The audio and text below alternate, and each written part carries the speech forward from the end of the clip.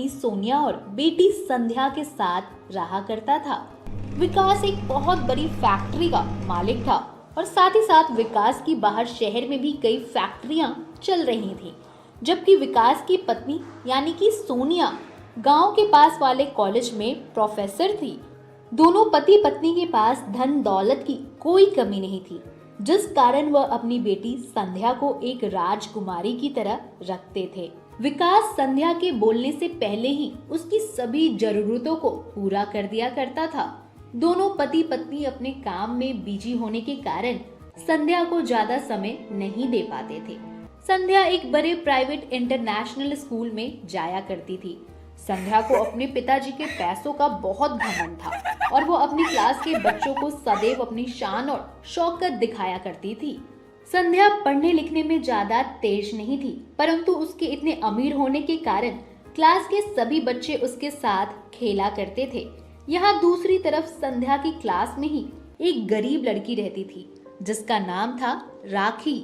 राखी प्रति वर्ष अपनी कक्षा में प्रथम आया करती थी, जिस कारण संध्या उससे बहुत ज्यादा चिढ़ती थी और उसे बात बात पर नीचा भी दिखाया करती थी। एक दिन सोनिया कॉलेज से आते वक्त अपनी बेटी के लिए एक सुंदर सी ड्रेस पसंद करती है। एक्सक्यूज मी मैम, यह ड्रेस मेरी बेटी के लिए पैक कर दो। कितने का है यह ड्रेस? मैडम 7,000 रुपए की है ये ड्रेस। अभी 2 मिनट में पैक करवा देती हूँ। इस तरह सोनिया अपनी प्यारी बेटी के लिए वह ड्रेस ले जाती है। यह लो बेटी, मैं तुम्हारे लिए एक नई ड्रेस लाई हूँ, पहन के बताओ कैसा है यह ड्रेस। वाओ माँ, ये ड्रेस तो काफी सुंदर लग रही है, मैं अभी पहन कर आती हूँ। इसके बाद संध्या वह ड्रेस पहनने चली जाती है।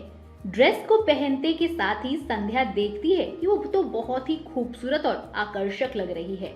उसके बाद संध्या अपनी माँ के पास जाती है। थैंक यू सो मच माँ, इतनी ब्यूटीफुल ड्रेस के लिए। आप दुनिया की बेस्ट मॉम हो। इस तरह संध्या को अपने माता पिता के दिए हुए ड्रेसेस और खिलौनों को देखकर अपने ऊपर बहुत अभिमान हो जाता है। तो वहीं दूसरी तरफ राखी एक गरीब परिवार से थी, जिसकी माँ लोगों के घरों में झाड़ू पोछा किया करती थी। राखी के पिताजी अपने खेतों में ही मजदूरी किया करते थे। इस तरह जैसे तैसे राखी का घर चल रहा था। राखी और संध्या का घर आस पड़ोस में था, जिस कारण संध्या राखी को चिढ़ाने के लिए उसके सामने अपने अच्छे अच्छे खिलौने से खेला करती थी। एक दिन की बात है। राखी, यह देखो, मेरे पिताजी दूर शहर से मेरे लिए साइकिल लाए हैं। ये पूरे 20,000 रुपए की है। साथ ही कहती है, यह साइकिल मेरे पापा ने मेरे लिए खास बनवाई है। ऐसी सुंदर साइकिल पूरे गांव में किसी के पास नहीं होगी। अगर तुम्हें इस साइकिल पर घूमना है तो तुम मुझसे मांग सकती हो, मैं मना नहीं करूंगी। थैंक यू संध्या, लाओ मुझे भी दो, मैं एक बार साइकिल चलाना चाहती हूँ। दूर हट जा, मैंने थोड़ा मजाक किया, क्या तू गले ही पड़ गई? तुम जैसे गरीबों के लिए साइकिल नहीं बनी है। ये ब्रांडेड महंगी साइकिल केवल मेरे जैसे अमीर लोगों के लिए है। तू चुपचाप अपनी मिट्टी के खिलौनों के साथ जाकर खेल। इस तरह संध्या राखी का मजाक बनाकर वहाँ से चली जाती है। इसी तरह दिन निकल रहे थे। एक दिन संध्या अपनी माँ के पास जाती है और कहती है, माँ, आपको तो याद ही होगा ना, मेरा जन्मदिन आने वाला है। इस बार आप मुझे जन्मदिन पर क्या गिफ्ट कर रहे हैं? मेरी प्यारी बेटी, तेरे पास किसी चीज की कमी है क्या? तू जो मांगेगी मैं तुझे वो दिला दूंगी। बताओ मेरी प्यारी बेटी को क्या चाहिए? हाँ माँ, आप सही कह रही हैं। इस बार मुझे आप एक सुंदर सा नेकलेस गिफ्ट कर देना। मैं अपने बर्थडे पर वही पहनूंगी। ओके बेटा, मैं अभी सबसे सुंदर और महंगा नेकलेस ऑनलाइन ऑर्डर कर देती हूँ। यह सुनकर संध्या बहुत खुश हो जाती है और खुश होकर अपने पिताजी के पास जाती है। गुड मॉर्निंग पापा, मेरा जन्मदिन आ रहा है। आप इस बार मुझे क्या गिफ्ट करोगे? अरे मेरी लाडली बेटी, इस बार तुम्हारे पिताजी ने तुम्हारे लिए कुछ स्पेशल सोचा है। अभी तुम उसे सरप्राइज ही रहने दो।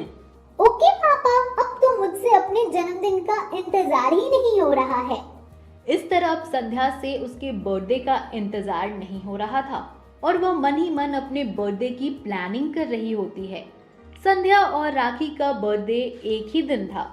इसी तरह राखी के माता पिता ने राखी को अपने पास बुलाया और कहा, मेरी प्यारी बेटी, तुम्हारा जन्मदिन आ रहा है। इस बार तुम्हें जन्मदिन पर क्या चाहिए? पिताजी, आपको मेरा जन्मदिन याद है? मैं तो भूल ही गई थी। पिताजी, मेरा स्कूल बैग फट गया है। कृपया आप मुझे एक नया स्कूल बैग दिला दीजिए ना। ठीक है बेटी, इस बार तुम्हारे जन्मदिन पर मैं तुम्हें नया स्कूल बैग दिला दूंगा। अगले दिन संध्या स्कूल में अपने सभी दोस्तों को अपने बर्थडे पार्टी के लिए इनवाइट कर देती है और उनके सामने बहुत बड़ी बड़ी प्लानिंग करती है।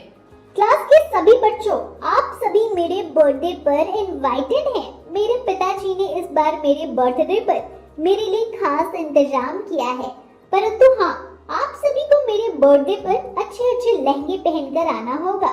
जिस किसी के पास लहंगा नहीं है वो मेरे बर्थडे में नहीं आएगा। इस तरह संध्या आज भी टोन मारकर राखी की गरीबी का मजाक बनाती है। इसी तरह दिन निकल रहे थे और आज जन्मदिन वाले दिन भी आ जाता है। राखी के माता पिता सुबह उठते ही उसको हैप्पी बर्थडे विश करते हैं। हैप्पी बर्थडे राखी, तुम्हारा दिन शुभ हो और तुम जिंदगी में खूब तरक्की हासिल करो। Thank you mummy papa. यह लो बेटा तुम्हारा नया स्कूल बैग। तभी राखी अपने माता पिता के साथ मंदिर में भगवान के दर्शन करने चली जाती है। वहीं दूसरी तरफ संध्या के पिताजी को कोई अर्जेंट काम की वजह से शहर चले जाना पड़ता है और उसकी माँ एक अर्जेंट मीटिंग होने की वजह से वो कॉलेज चली गई। जल्दी जल्दी में संध्या को किसी ने बर्थडे विश भी नहीं किया। यहाँ दोपहर के 12 बज गए। तब जाकर संध्या की नींद खुली। तभी वहाँ एक नौकरानी आती है और कहती है, मेम साहिब और मालिक दोनों अपने कामों से अर्जेंट बाहर गए हैं। मालिक कह रहे थे कि वो बाहर काम से जा रहे हैं और अपने आने में वो 2 दिन लग जाएंगे उन्हें। यह सुनकर संध्या निराश हो जाती है कि तभी उसकी माँ का फोन आता है। हैप्पी बर्थडे बेटा, मुझे विश करने में थोड़ी देरी हो गई। मुझे किसी अर्जेंट काम के सिलसिले से कॉलेज आना पड़ा। मैं शाम तक आ जाऊंगी, तुम तब तक सभी तैयारियां करके रखना। इतना कहकर संध्या की माँ फोन कट कर देती है। संध्या अपनी माँ का इंतजार करते हुए पूरे घर को सजा देती है और अपने बर्थडे की पूरी तैयारी कर लेती है। शाम हो जाती है। संध्या की क्लास के सभी बच्चे आ जाते हैं, परंतु संध्या की माँ घर नहीं आती है। बच्चे कहते हैं, अरे रे संध्या, तुम कब केक काटोगी? हमें घर जाना है, जाने में देरी हो रही है। मम्मी पापा बहुत डांटेंगे। थोड़ी देर रुको, माँ आती ही होगी। इसी तरह 1 घंटा हो जाता है, परंतु संध्या की माँ नहीं आती। ये देख सभी बच्चे वापस चले जाते हैं और बेचारी संध्या उदास होकर वहीं बैठ जाती है। सभी बच्चों को राखी का बर्थडे याद था। वो सभी गिफ्ट लेकर राखी के घर पहुंच जाते हैं और उसे जन्मदिन की शुभकामनाएं देते हैं। इसी तरह राखी गरीब होने के बावजूद भी अपने माता पिता के साथ अपने जन्मदिन का केक हंसी खुशी काटती है, जबकि वहीं दूसरी तरफ सुंदर सुंदर ड्रेसेस और महंगे केक होने के बाद भी संध्या अपने माता पिता के साथ केक नहीं कट कर पाती है और इसी तरह बैठे बैठे रोती रहती है। तो मेरे प्यारे दोस्तों, इस कहानी से हमें यह शिक्षा मिलती है कि हमें कभी किसी दूसरे के गरीब होने का मजाक नहीं उड़ाना चाहिए, बल्कि उसकी सहायता करके उसके जीवन का सहारा बनना चाहिए।